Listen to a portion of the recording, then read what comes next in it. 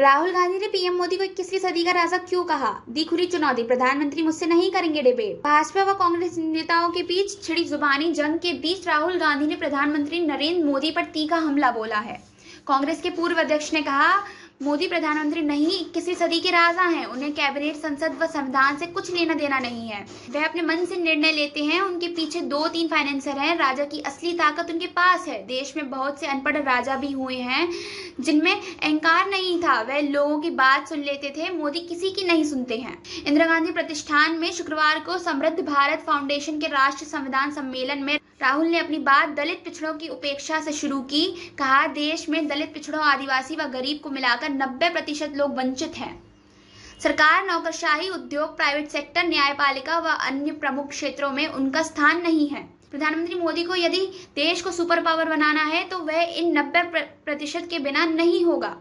राहुल ने पीएम मोदी पर किया तीखा हमला। मोदी कहते हैं कि वह संविधान को रद्द नहीं करना चाहते, मगर सीबीआई, ईडी का राजनीतिक प्रयोग संविधान पर आक्रमण है। सभी संस्थानों में आरएसएस के लोगों का रखा जाना, नोटबंदी बिना सेना के सहमति के अग्निवीर शुरू करना भी संविधान पर हमला है। जातीय गणना की पैरवी पर रहे राहुल ने कहा, यह सामाजिक सच सामने आना चाहिए। कहा कि भारत जोड़ो यात्रा के दौरान विभिन्न वर्ग के लोगों से मिलने के बाद मेरा नजरिया बदला है। मैं जनता की आवाज हूँ।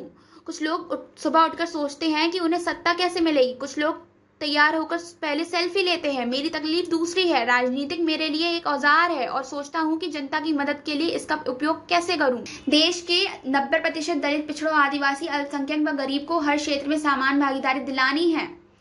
कांग्रेस को भी आने वाले समय में अपनी राजनीति बदलनी पड़ेगी। स्वीकार किया कि कांग्रेस ने भी गलतियां की हैं। कहा, गारंटी लेता हूं कि भाजपा को 180 से अधिक सीट नहीं मिलेगी और नरेंद्र मोदी प्रधानमंत्री नहीं बनेंगे। मुझसे परिचर्चा नहीं करेंगे पीएम।